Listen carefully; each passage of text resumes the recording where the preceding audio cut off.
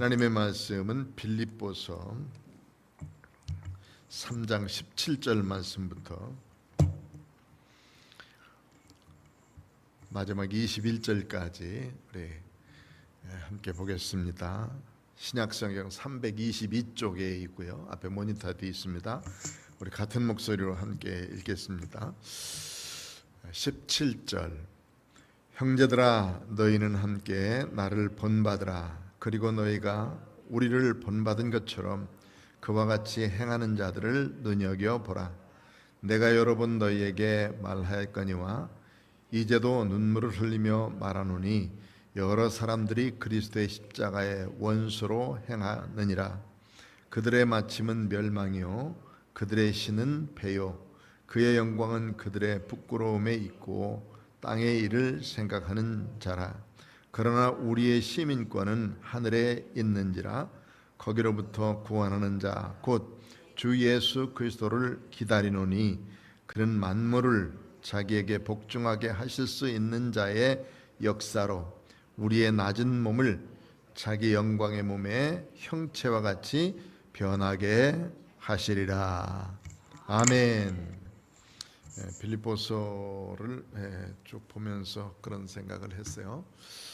빌립보서는 바울이 빌립보 사람들에게 감옥에 갇혀 있으면서도 그들을 향해서 이 복음의 진술을 전하고 복음의 말씀을 전하면서 우리의 영적인 기쁨을 함께 나누자 하는 그런 내용으로 주제를 함께 써갔습니다. 형편으로 보면은 옥에 갇혀 있는 사람이 기쁠 수가 없지요. 그런데도 주님 때문에 기뻐하고 예수님의 영광이 선포되는 것을 인해서 기뻐하고 복음이 증거되는 일을 인해서 참 기쁘다 하는 그 기쁨을 계속해서 전하고 있습니다. 빌립보서를 이렇게 쭉 나눠보면 참 재미있는 부분들이 있어요. 앞에 부분까지는 쭉 복음의 진전을 위해서 감사한다 하는 내용들이 계속 되어 있고요. 빌립보 사람들에게 감사하면서 복음이 증거되는 것에 의해서 감사한다 하는 내용을 먼저 말하고 있어요. 왜냐하면 거기에 있는 시위대원들까지에게도 자기가 옥에 갇혀 있지만 복음이 증거되는 걸 인해서 얼마나 기쁜지 하나님이 이런 옥중에서도 복음을 증거할 수 있으니, 그리고 또 로마의 고관들에게 예수 그리스도의 복음이 증거되는 것이 얼마나 큰 일인지 그것에 인해서 기뻐하는 그 기쁨을 이 빌립보 사람들에게 전하고 있죠. 물론 빌립보 사람들에게도 놀라운 기적과 같은 일들을 통해서 하나님이 그 교회를 세우게 되었죠. 마케도니아 사람 중에 한 사람이 자기에게 손짓하면서 아시아 지방에서 복음을 증거할 때에 그곳으로 건너오라, 마케도니아로 건너오라 해서 그것이 성령의 이끌림인 줄 알고 가봤더니 빌립보성에 이르게 됐고 그 첫 성에서 자주장사 르디아를 만나게 되고 또 귀신 들린 소녀를 고쳐주게 돼서 만나게 되고 또 그 일 때문에 옥에 갇혔다가 간수장이를 만나게 돼서 그들을 중심으로 해서 하나님의 교회가 세워진 일들, 좀 놀라운 기적과 같은 일들이죠. 이런 복음이 널리 증거되는 일에 있어 참 기쁘고 즐거운데 바울 사도는 여러 번 이 빌립보 사람들과 교제하고 빌립보 사람들과 함께 하면서 복음을 증거하는 곳에는 늘 이 빌립보 사람들이 도와주는 그런 선교 헌금이 그들에게 늘 있었기 때문에 같은 마음을 가지고 복음을 증거한 줄 압니다. 그래서 복음이 증거되는 것을 인해서 옥중에서도 참 기쁘다 하는 말을 전하고 있고, 두 번째 하고 싶은 것이 이 빌립보 사람들이 자기에게 도와준 귀한 헌금을 인해서 감사한다는 거예요. 그런데 그 헌금을 가지고 왔던 사람이 에바브로디도죠. 에바브로디도. 지난 시간에 살펴봤던 디모데하고 에바브로디도를 먼저 이 편지를 들려서 빌립보에 보내게 되는데 두 사람 아주 신실한 사람이다 라고 말하면서 에바브로디도가 그 헌금을 가지고 자기를 도우려 오다가 그만 병에 걸려서 거의 죽을 뻔했는데 하나님 앞에 간절히 믿음으로 기도함으로 인해서 그가 낫게 돼서 다시 빌립보로 돌려보내게 됐으니 이게 참 기쁜 일이고 좋은 일이었습니다. 그래서 나와 함께한 이 기쁨, 그리고 에바브로디도가 다시 산 기쁨, 그리고 늘 선교의 현장에서 뒤에서 헌금을 해주면서 도와줬고 기도했던 그 일들에 대해서 감사한다는 표현을 이 바울 사도가 빌립보 사람들에게 하고 있는 거예요. 그 다음에는 이제 또 하나, 예수님은 닮자 하는 거죠. 예수님 닮자, 겸손한 마음으로 예수님을 닮아서 생활하자 하는 것이 이 바울 사도의 빌립보 사람들에 대한 권면이었고, 그 다음에는 이제 몇 가지 권면들을 하게 되어지는데, 그 권면 가운데 한 부분이 오늘 읽은 말씀 중에 있습니다. 우리는 하늘의 시민권을 가진 사람이다 하는 것을 말하고 싶은 거예요. 이 땅에 속해 있지만은 우리는 바로 하나님의 백성이다 하는 것을 그가 이 빌립보 사람들에게 전하고 싶었고, 그 기쁨 때문에 함께 기뻐하자는 거죠. 하나님께서 본래 이스라엘 백성들이 애굽에서 살아갈 때 종살이하고 막노동하면서 살던 그를, 모세를 불러서 그들을 불러 내보낼 때에 하나님께서 그들에게 약속하신 거 있어요. 이제부터는 내가 너희들의 하나님이 된다. 또 너희들은 내 백성이 된다. 이게 하나님의 약속이요, 언약이에요.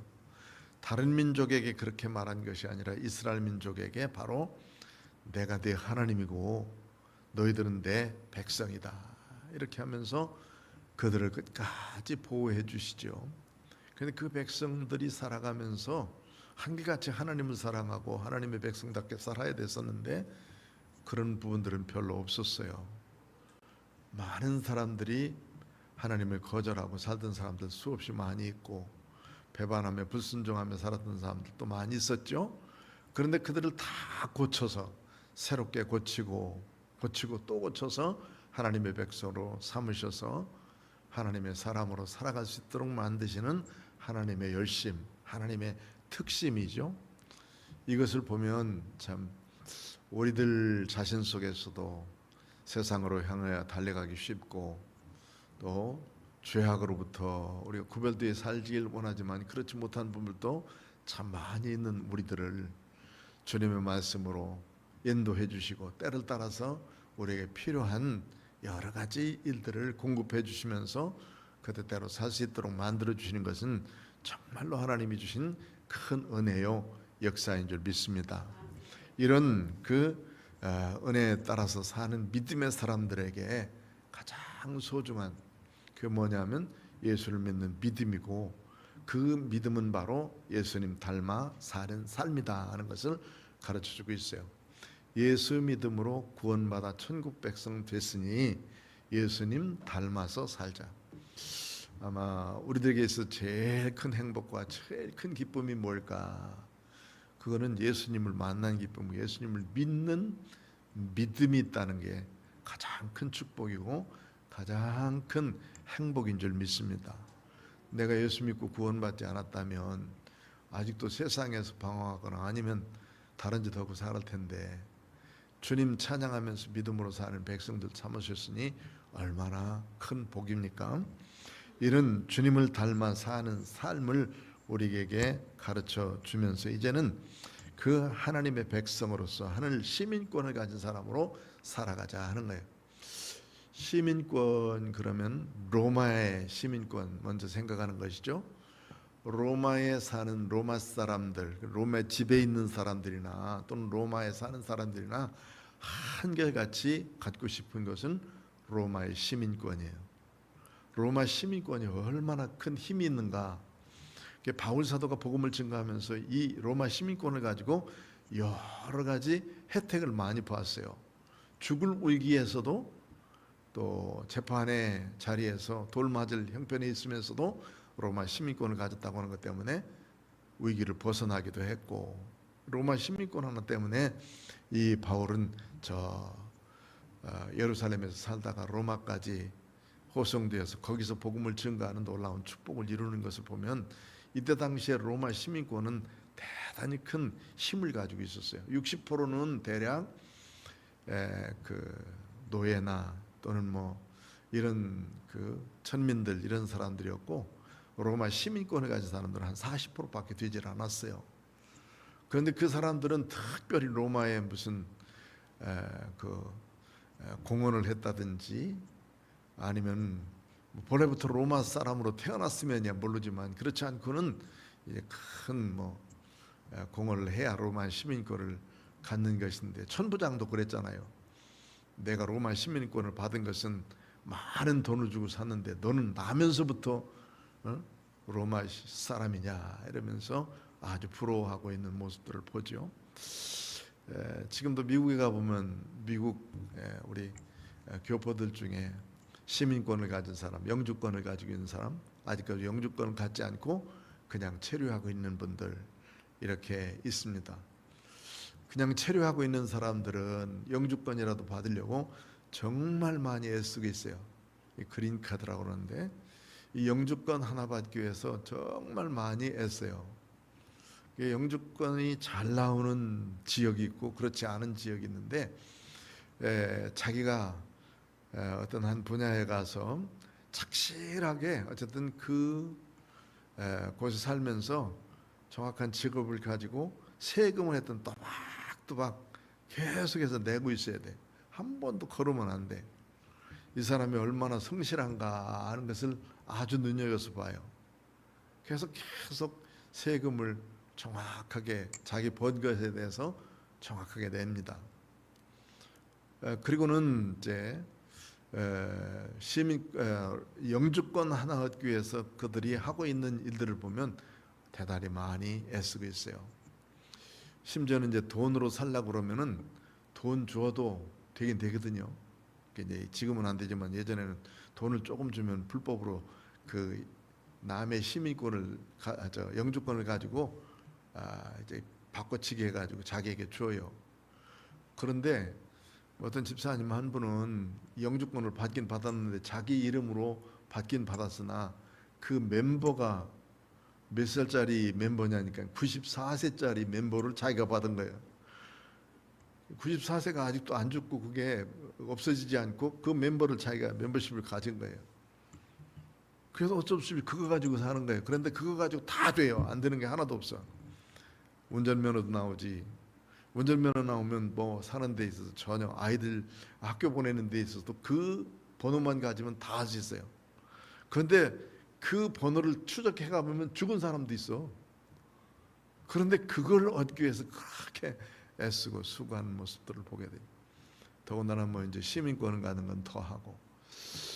그러고 보면 여기에 로마의 시민권을 갖기 위해서 그들이 노력했던 그 애씀과 수고, 그리고 빌립보 지역은 그 로마의 퇴역 군인들이 많이 살던 지역에, 거기가 상당히 환경적으로 좋기 때문에 로마의 퇴역 군인들이 빌립보, 데살로니가, 그 밑에 베레아 이런 지역에는 상당히 많은 그 로마의 군인들이 이제 은퇴하고 거기 와서 살고 있었다는 거예요. 그런데 그 사람들이 상당히 이제 정확한 사람들이에요. 왜냐하면 그들 가운데에서는 이제 바르게 살긴 살아야 되는데 주변의 사람들을 보니까 바르지 않게 사는 사람들이 수없이 많이 있는데, 그 회당에 모이는 사람들 또는 함께 그 회당에 모이는 사람들을, 그 모임들을 가보니까 하나님을 섬긴다 그러는데 상당히 바르게 살거든. 그런데 바르게 사는데 그 사람들이 주장하는 게 뭐냐면, 우리처럼 유대인이 되려면 할례를 받아라. 제일 먼저 할례 받는 일이 제일 어려운 거예요. 남자들은 다 할례를 받아야 되는데 할례 받는 것이 상당히 힘들기 때문에 할례는 받지 않고 그들의 뒤에 이렇게 있으면서 교회에 드나들고, 그러지만 유대인들은 되지 않았지만 그래도 교회의 문화와 교회 말씀과 계속해 쫓아다니는 사람들이 있었단 말이에요. 그들을 경건한 사람들이다 이렇게 표현했어요. 경건한 사람. 백부장 고넬료도 바로 그 경건한 사람 중에 하나였었어요. 그런데 그 경건한 사람들이 바울이 가서 복음을 증거할 때 뭐라고 그랬냐면, 우리는 할례 안 받아도 돼. 아주 쉬운 게 있는데 뭐냐면 예수 믿으면 구원받아. 예수님이 모든 우리의 죄를 십자가상에서 달도록 하셔서 죄값을 갚아주셨기 때문에 그 예수님 믿으면 우리는 천국 백성이 되어 이제 천국 시민으로 살 수 있다는 그런 말씀을 전하니까 이 사람들이 그게 아주 대단히 기쁘게 여기고 교회로 돌아오는 사람들이 많았어요. 유대교로 돌아가려면 할례를 받아야 되지만 그러나 교회로 오려면 그런 거 안 받아도 예수 믿고 하나님 잘 섬길 수 있으니 얼마나 좋겠어요. 자기들에게 왔던 사람들이 다 이 교회로 간다? 유대인들은 어떻게 생각하겠어요? 저놈들이 우리에게 왔던 사람들 다 뺏어가? 그러면 적이 되는 거 아니에요. 그래서 유대인들이 바울이 가서 복음을 증거하는 곳마다 계속 찾아다니면서 괴롭혔던 이유 중에 하나가 바로 그런 것들이에요. 그래도 그들이 살아가는 삶의 방법 중에서 예수 믿고 구원받아서 핍박을 받아도 주님 나를 구원하신 그 구원의 그 은혜를 경험한 사람들은 어떤 어려움이 있어도 그 신앙 잃지 않고 끝까지 지키면서 살게 되는 것이죠. 그 사람들에게 이제 로마 시민권이 중요한 것만큼 하늘 시민권이 중요하다. 우리는 로마 시민권을 가지고 그렇게 권세를 누리고 사는 사람들처럼 하늘 시민권을 가지고 사는 사람들은 하늘에 그런 복이 있다 하는 것을 가르치고 있는 말씀이 본문에 있는 말씀이에요. 자, 그러면서 이 비유들을 이들에게는 아주 적절하게 잘 표현하고 있습니다. 먼저 17절부터 한번 읽어봅시다. 시작. 형제들아 너희는 함께 나를 본받으라. 그리고 너희가 우리를 본받은 것 같이 이와 같이 행하는 자들을 눈여겨보라. 아멘. 형제들아는 빌립보 사람들을 향해서 말하겠죠. 너희는 함께 나를 본받으라. 나가 누구냐면 유대인 되었었는데 유대인으로서 저 다메섹에 예수 믿는다고 하는 것 때문에 그냥 피난살이하고 쫓겨가서 그냥 집 다 버리고 그곳에서 숨어서 사는 사람들을 찾아서 잡아 옥에 갇고 또는 공에 끌어오려고 쫓아가던 그를 하나님이 완전히 바꿔주셔서 예수님이 그를 예수 전하는 사람으로 만들어 주셨는데 그 예수님을 만난 이후부터는 이 바울이 변하지 않았어요. 예수님 때문에 그는 모든 것을 다 배설물 또는 포기하고 그리고 자기가 가지고 있었던 모든 자랑거리도 다 배설물처럼 여기면서 그는 주님을 위해서 주님을 향해서 믿음으로 살고 주님 믿는 믿음을 전가하기 위해서 그렇게 살았던 사람인데 그런 삶을 이제 본받으라 하는 것이죠. 그러니까 예수님을 닮았던 바울은 예수님을 닮았었고 예수님의 말씀대로 살기 위해서 최선을 다했는데 이제 그 바울은 이 빌립보 사람들에게 복음 증거하는 것에 있어서나 말씀 전하는 데 있어서나 또 살아가는 삶의 방법에 있어서나 예수님 닮는 것 중요하고 내가 그렇게 살고 있으니 나를 닮아라 이렇게 말하고 있는 거예요. 사실 성경에 이렇게 쓰기까지 나를 닮으시오 나를 본받으라 이렇게 쓸 수 있을 만큼 되어진 것은 바울이 얼마나 잘 살았나 하는 것을 알 수 있고 이렇게 말할 수 있는 사람 그렇게 많지 않을 거예요. 우리가 목회 생활을 하면서도 오랜 시간 동안 신앙생활을 해오고 하나님의 교회에서 발붙여서 살면서 몇십 년 동안 살아도 우리에게는 약점이 있고 허물이 있고 부족한 것이 있어서 선뜻 나를 닮으시오 이렇게 말하기가 참 쉽지 않은 것이 사람의 모습이죠. 그런데 바울은 여기서 보면 사랑하는 형제들아 너희는 함께 나를 본받으라. 누구를 믿는 믿음을 본받으라는 말은 뭐냐면 예수 믿는 믿음을 본받으라는 말이에요. 그리고 너희가 우리를 본받은 것처럼 빌립보 사람들이 이제 바울 그리고 함께 있는 동역자들을 본받아서 예수를 믿는 믿음의 사람들을 잘 도와주고 예수 믿는 그런 믿음의 표들이 그들에게 있었지 않습니까? 그 너희들도 역시 이제 누구를 보느냐 하면 그 말씀대로 잘 살아가고 있는 사람들의 모습을 눈여겨보라. 그러니까 그 제자 교육에 있어서 중요한 것이 바로 이런 것이죠. 디모데전서에 있는 말씀처럼 먼저 충성된 사람으로 내가 서고, 디모데에게 말씀하기를, 바울이 내가 먼저 충성된 사람이 되면 너는 또 충성된 사람을 낳을 수 있을 것이고, 그 충성된 사람은 또 충성된 사람을 낳을 수 있도록 해야 된다 하는 거예요. 내가 충성스럽지 않으면 충성된 사람을 만들어낼 수가 없어요. 그러니까 내가 먼저 충성된 사람이 되고, 그 다음에 충성된 사람을 낳아놓을 때 또 다른 사람들에게 충성된 사람이 되라고 그렇게 부탁하면서 이 일들을 하자. 이게 이제 바로 예수님의 제자된 삶을 말하고 있는데, 여기도 동일한 거예요. 내가 예수님을 본받은 것처럼 너희도 예수님 본받았으니까 너는 이와 같이 믿음으로 사는 사람들 잘 눈여겨보면서 그들도 예수님 잘 닮아 살아갈 수 있도록 가르쳐주라 하는 거죠. 교회 처음 오면서도 그래도 참 신앙생활 잘 하려고 이렇게 생각하는 사람들 보고 그러면 얼마나 기쁜지 모르죠. 참 잘 살아가려고 애쓰고 수고하고. 그런데 교회 오면서 부딪히는 것이 참 많아요. 교회에서도 부딪히지만 일반 밖에 나가서도 많이 부딪히죠. 교회 오려고 그러면 가족에게도 부딪히고요, 또 주변 친구들에게도 부딪히고, 또 심지어 이제 교회에 먼저 나온 큰형들한테 자꾸 부딪혀. 이 큰형놈들이 얼마나 그냥 싸나운지, 작은 형, 이 작은 아들이 발을 못 붙이게 만드는 경우가 많아. 그러니 자꾸 부딪혀요. 그러나 그 부딪힘 속에서도 우리가 누구를 보냐면 주님을 보는 거예요. 예수님을 보고, 예수님을 바라보고 예수님을 향해서 살아가는 것이죠. 그러니까 우리들이 살아가면서 그들이 어떻게 사는가를 눈여겨보라. 내가 당했던 어려움과 같이 처음 온 교회 사람들이 당하는 어려움들을 잘 겪어보면서 그들을 권면하고 위로하고 도와줄 수 있도록 되어지지 않은 거예요. 여러분, 예수 믿는 믿음의 사람들이 갑작스레 산에 있는 절간에 한번 들어가 보십시오. 저도 조그만 절 말고 큰 절 들어가면 들어가자마자 그 입구에 큰 문이 하나 있는데 그 4개의 귀신이 딱 이렇게 쳐다보고 있는 그 문간을 들어가야 돼. 혹시 들어가 봤어요? 그거 좀 처음에 들어갈 때 좀 끔찍해요.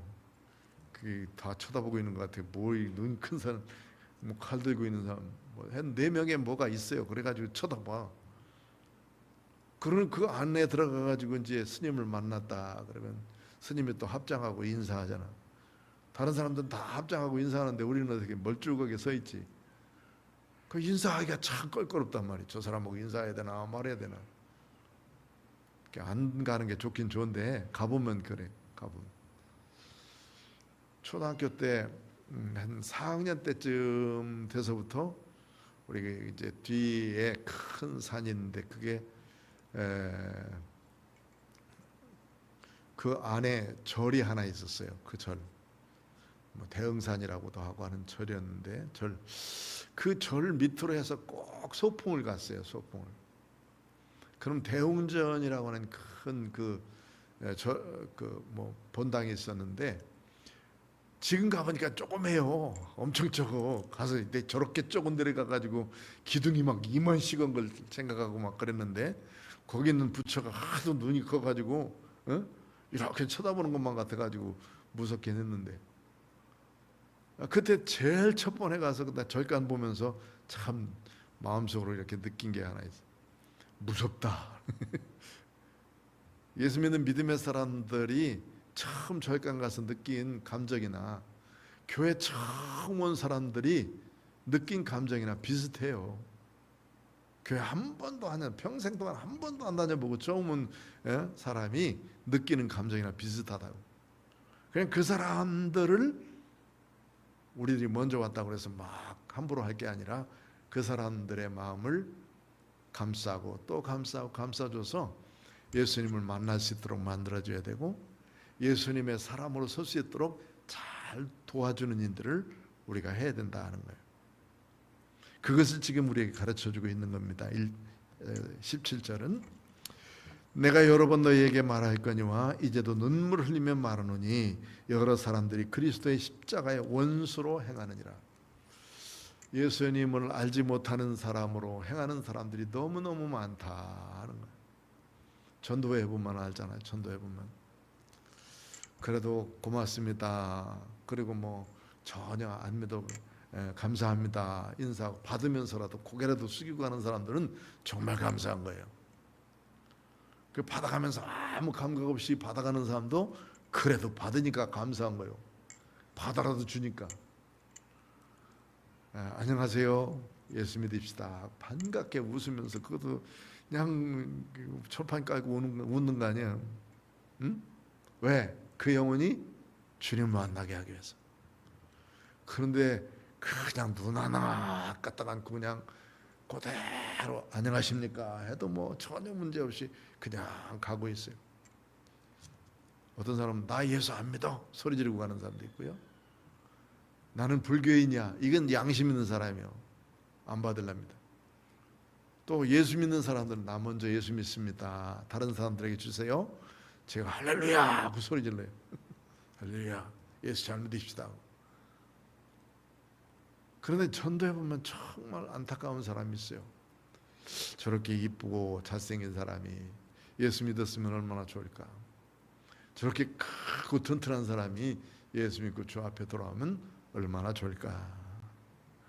많은 사람들이 그리스도의 십자가의 원수로 행하는 사람들이 많은데 여러 번 너에게 말할 거냐 이제도 눈물 흘리면서 말한다.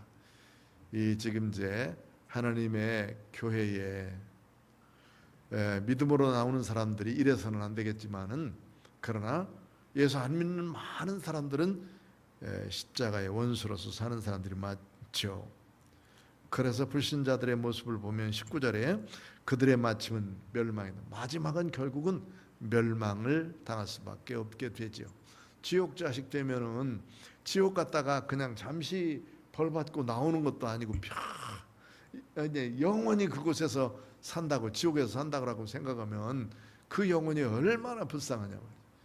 뭐 한번 잠시 동안 다녀오는 것도 아니잖아요. 잠시 동안 벌 받고 형무소처럼 갔다 나오면 괜찮겠지만은 이게 이제 무기징역도 아니고 영원히 거기서 산다고 그러면 이게 얼마나 큰 아픔이에요. 결국은 마침은 멸망이에요. 그들의 신은 배, 먹는 것으로 전부 다 이것 먹을까 저걸 먹을까 찾아다니면서 신으로 삼아요. 그들의 하나님은 먹는 거예요. 그리고 그들의 영광은 부끄러움에 있고 뭐 부끄러운 일들 자랑거리가 많잖아요. 이제 친구들 모임 가운데서도 어렸을 때도 그렇고 이 모임들 가운데 목소리 큰 사람은 내가 이런 죄를 졌는데 거뜬히 이렇게 살아간다 하는 사람이 훨씬 더 많아. 그게 자랑거리고 그게 부끄러운 줄 알아야 되는데 자랑거리가 되어서 사는 사회가 되어버렸다면 얼마나 안타까운가. 그리고 늘 땅의 일만 생각하는 사람, 이 그리스도의 원수로 살아가는 사람들, 이게 눈물 흘리면서 이들이 주 앞으로 돌아오기를 간절히 원하는 바울사도의 모습, 우리도 본받고 그렇게 해야 된다는 것을 말씀합니다. 이제 전도할 때는 심령 속에 참 그 불쌍함이 있어요. 예수 믿고 구원받았으면 참 좋겠다. 저 영혼 속에도 예수님이 들어가서 예수님을 믿고 구원받은 믿음의 사람으로 성결하게 살았으면 좋겠다는 생각을 많이 해요. 그렇게 가서 몇 번씩 만나서 복음을 증거해도 뺀돌뺀돌 한 번도 교회 나오겠다고 하는 사람도 있고요. 그래도 우리는 자꾸 찌르는 거예요. 예수 믿고 구원받읍시다. 예수 믿으니까 참 좋아요. 고구마 전도법 했던 김기덕 목사님이 바로 그런 방법으로 전도하는데요. 우리는 어쨌든 자꾸 뿌리면서 복음을 증거하는 거예요. 자, 이렇게 이제 복음에 거스리는 자리들이 있어서 참 마음 아픈데, 그러나 20절에 보면 이렇게 말씀하죠. 20절 한번 읽어봅시다. 시작. 그러나 우리의 시민권은 하늘에 있는지라 거기로부터 구원하는 자 곧 주 예수 그리스도를 기다리노니. 아멘. 우리의 시민권은 하늘에 있다. 이 땅에 발붙여 살지만 결국은 돌아갈 일이 천국에 있다 하는 것이죠. 어떤 그 학자들이 쭉 나와서 이 얘기하는데, 살인에 대해서 한번 얘기하면서 이런 말을 했어요. 살인이나 동물 죽이는 거나 어떻게 다르냐, 이거에 대해서 말하면서 동물 죽여서는 뭐 별로 가치가 없고 괜찮고, 또 사람 죽이면 안 되고, 이런 평가가 어디서부터 나왔겠냐, 어디서부터 시작돼서 이런 기준이 생겼겠냐 하는 거예요. 근데 어떤 무신론 학자가 이렇게 말하더라고. 예수 믿는 사람하고 안 믿는 사람하고 두 가운데서 얘기를 하는 이야기인데, 이런 기준은 본래 무신론자가 하는 말이에요. 동물의 생명이나 사람의 생명이나 같다. 그런데 누구도 죽일 수 있는 권한은 없는 거다. 그런데 종교라고 하는 것 때문에 이런 가치가 생긴 거다, 이렇게 얘기하더라고. 가만히 듣고 보니까 그럴 듯 아닐 듯 했어요. 가치가 뭐냐, 사실은 이제 우리에게도 육식을 주신 이유가 뭐예요? 노홍수 이전까지는 과일 먹어도 다 우리가 살 수 있는 건강을 다 유지할 수 있도록 되어졌었어요. 그런데 노홍수 끝나자마자 육식할 수 있도록 식물을, 이제 동물을 먹어도 된다, 이렇게 이제 만들어 주셨죠. 그것 때문에 우리는 이제 이 동물들을 잡는 데 있어서나 뭐 그런 데 있어서 별로 가책 없이 이제 잡게 되고, 마땅히 죽은 동물의 그 고기를 다 먹게 되어 있죠. 그럼 한 번쯤 생각해 보면 그 생명은 어떤 생명인가? 한 번쯤 생각할 필요는 있는 것이죠. 그러니까 그 생명도 귀중하게 여기면서 우리들에게 식물로 주셨으니 참 감사하다라고 생각하면서 이제는 뭐 먹어야 되는 건데, 그 얘기를 듣고 나니까 좀 찜찜했어요. 좀 찜찜했다고. 그러나 성경은 분명하게 말해요. 그거는 우리들에게 있어서의 그 식물로 주신 육식을 허락하신 거니까. 그래서 육식을 이제 우리들이 하고 사는데, 세상 평가는 다르더라고 말이죠. 세상 평가는 종교적인 것에 의해서 뭐 이런 것이 되지 않겠냐.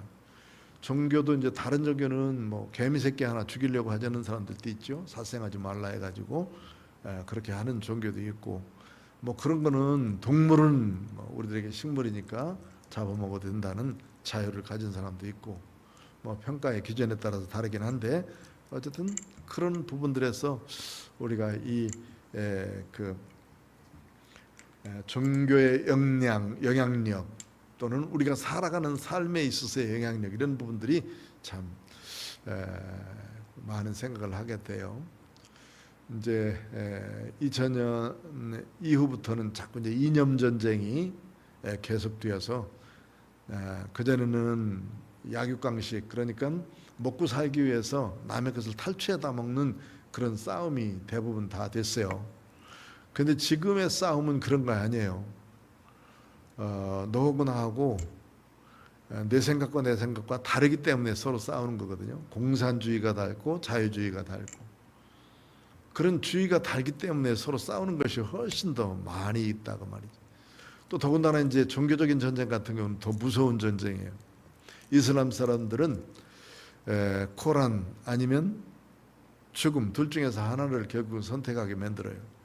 이슬람 사람들이 3% 이전까지는 뭐 계속 퍼주고 좋은 종교다, 그리고 뭐 이런 종교다, 이렇게 해서 계속해서 인구의 2~3% 될 때까지는 별로 영향력을 끼치질 않아요.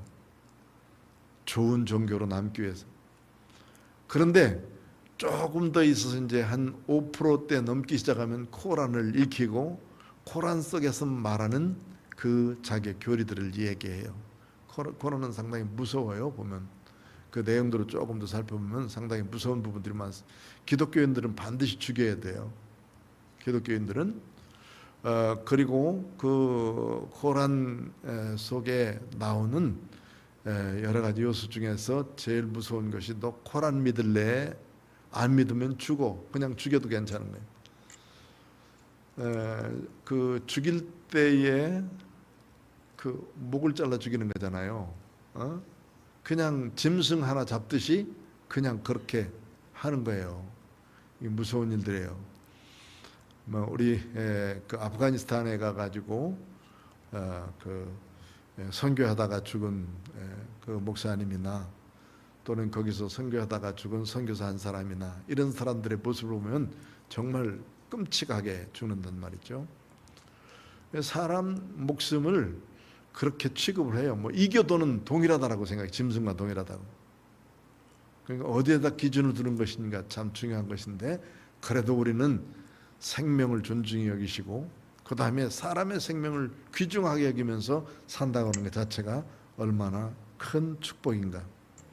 하늘의 시민권을 가진 사람답게 살아가자는 거예요. 하늘의 시민답게. 그래서 이제는 하늘의 시민권을 가진 사람은 거기로부터 구원하는 자 곧 주 예수 그리스도를 기다린다. 하나님의 그 큰 역사 가운데 우리에게 예수 그리스도를 보내신 것이 가장 큰 은혜와 은총이고, 그를 믿는 믿음의 사람이 됐다는 것이 가장 큰 축복이죠.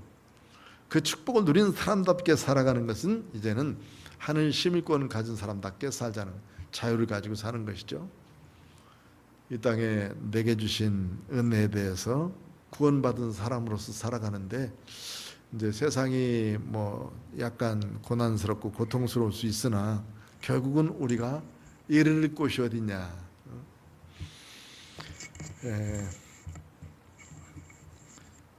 축구 시합이나 야구 시합을 보면서 재방송하는 방송을 볼 때하고 그냥 생방송, 중계방송하는 것을 본 때하고 감각이 아주 다르죠. 중계방송하면 볼 때는 참 초조해요. 우리 팀이 반드시 이겨야 되는, 우리나라가 이겨야 되는, 더군다나 일본하고 뭐 경기할 때 한쯤 봐. 만약에 뭐 졌다 그러면 그날 우리나라 사람 전체가 다 기분 나쁠 것 같아요. 동일하게 일본 사람도 마찬가지로 다른 나라하고 경기하는 건 별로 문제 안 돼. 그런데 일본 사람들도 우리나라하고 중국하고 해서 지는 건 그렇게 일본 사람들도 많은 그 스트레스 안 받아요. 그런데 우리나라 사람들하고 해서 지면 일본도 우리나라만큼 스트레스 받아요. 그런데 그것을 재방송으로 본다라고 생각하면 어차피 이긴 건데 뭐 이렇게 해서 이겼구나, 이렇게 해서 잘 돼가는구나 라고 생각하면 마음이 무선했던 한시름 놓이잖아. 긴장하는 게 없잖아요. 우리는 이미 벌써 하나님의 사람으로 예수님의 그 큰 은혜에 따라서 내가 천국 백성으로 사는데 세상에서 들어올 게 뭐 있어요? 무서울 게 뭐 있고. 죽으면 천국 가고 살려주면 더 감사하고 생명 연장시켜 주시면 정말 감사하죠. 이 땅에서 사는 동안에 내가 살 수 있는 것 감사하고, 그러나 죽으면 주님 만날 수 있도록 되어지니까 더 감사하고, 하늘의 시민권을 가진 것이 바로 그런 사람들의 모습이죠. 거기로부터 구원 얻은 자 곧 주 예수 그리스도를 기다리노니 그는 만물을 자기에게 복종하게 할 수 있는 자의 역사로 우리의 낮은 몸을 자기의 영광의 몸의 형체와 같이 변하게 하시리라. 이 확실한 주님의 그 증거예요. 바울 사도는 이걸 믿고 분명하게 따르고, 그리고는 우리에게 이것을 전해 주시는 것이죠. 천국을 향해서 바르게 살아갈 수 있도록. 천국이 있습니다. 천국이 있습니다라고 하는 것을 믿고 따른다는 것은 정말 귀중하고 복된 일. 그것이 믿어진다는 것 자체가 가장 큰 축복이죠. 천국이 있습니다. 신앙이라고 하는 것, 종교라고 하는 것 자체가 이 세상만 아닌 다음 세상이 있습니다라는 것을 믿는 믿음이고, 이 세상도 잘 살고 이 세상도 큰 복을 누려야 되지만 다음 세상에 내가 어떻게 나타나실 건가 하는 것에 대한 내 믿음 아니겠습니까? 그 종교는 다음 세상에 있습니다 하는 걸 믿는 거예요. 그래서 이것을 자칫 사업으로 하는 사람도 있고 어떤 생계 수단으로 하는 사람도 있고 그런 것들 많아요. 그런데 그건 진정한 종교의 의미는 아니에요. 다음 세상이 있음을 분명하게 제시해 줄 수 있도록 되어져야 돼요. 그래서 너희는 마음에 근심하지 말라. 하나님을 믿으니 또 나를 믿어. 내가 아버지 집에 갔다가 다시 와서 너희들이 나 있는 곳에 가도록 만들어 주시겠다는 것이 예수님의 교훈이고 우리에게 주신 확신의 말씀이에요. 천국이 있습니다. 천국 시민입니다 라는 거. 그래서 이제는 만물을 자기 앞에 복종하는 분이 누구냐면 예수님이시거든요. 예수님이 자기의 형체 이제 부활하셔서 천국에 이르신 그 모습으로 우리도 그렇게 받고 천국에 이를 수 있도록 만드실 텐데 그것을 바라보면서 늘 주를 믿는 믿음에 굳게 서자. 하늘 시민권을 가진 사람답게 살자는, 자신 있게 살자는 거죠. 자신 있게 살자. 세상에 조금 어려움과 고난이 있으면 그것 때문에 고통스러워하고 고난스러워하는 것은 보통 사람들의 모습이에요. 믿음 있는 사람들은 이 고난을 통해서, 이 어려움을 통해서 주님께서 내게 뭐라고 말씀해 주실는지, 어떻게 행하실는지를 늘 바라보면서 사는 사람, 그 사람이 하늘 시민권을 가진 사람답게 살아가는 것이죠. 어떤 때는 일이 잘 될 때 있습니다. 그때 하나님 왜 이렇게 이 일이 잘 됩니까? 라고 주님 앞에 물어보는 거예요. 뭘 하나님이 시키시려고 이렇게 잘 만들어 놓으십니까? 안 될 때는 어때요? 하나님 이 어려움을 주시는 이유가 뭐죠? 하고 하나님 앞에 문. 하늘 시민권답게, 시민권을 가진 사람답게 살아야죠. 왜냐하면 주님을 의지하면서 사는 사람이니까. 그런데 예수 믿는 사람인지 안 믿는 사람인지 서로들 싸우는 거 보면 아주 좀 그렇고, 또 다투는 모습 속에서 보면 그렇고, 또 어려운 일 만났을 때 그냥 거의 죽는 것처럼 우는 사람들 보면 좀 안타까운 사람도 있어요.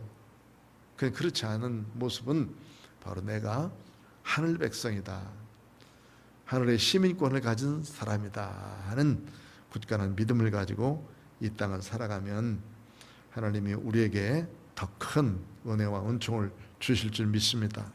빌립보 사람들에게 부탁한 이 놀라운 은총, 이제는 이 바울 사도가 하늘 시민권을 가진 사람들께 이 옥중에서도 기뻐하며 즐거워하며 이 기쁨을 함께 나눠줬던 것처럼 이런 기쁨을 본받자, 예수님 닮는 그 믿음을 본받자 하는 것이고, 결국은 하늘 시민권을 가진 사람답게 살아가는 이 바울의 삶을 본받자 하는 말씀인 줄 믿고, 오늘도 우리들이 살아가면서 주님을 닮는 믿음, 바울 사도처럼 믿음 안에서 승리하는 우리 모두가 되어주시기를 축원합니다. 기도하겠습니다. 거룩하신 아버지 하나님 감사합니다. 오늘도 하나님의 생명의 말씀을 주심을 감사합니다. 바울이 예수님을 잘 닮고 예수님을 선포하면서 믿음으로 하늘 시민권을 가진 사람답게 세상 것 포기하고 믿음으로 사는 그 모습, 우리에게 그 모습을 보여주면서 너희도 이렇게 살아라 하고 말씀해 주셨는데, 바로 이 하늘 시민권을 가진 사람답게 살아갈 수 있도록 은혜 다하여 주옵시기를 바랍니다. 그래서 세상적인 어려움들은 다 믿음으로 이기게 하시고, 즐거움도 주님께서 무엇을 주시는지 바라보면서 늘 기도하며 사는 믿음의 복된 성도들 되도록 은혜 다하여 주옵소서. 예수님의 거룩하신 이름으로 기도드리옵나이다. 아멘.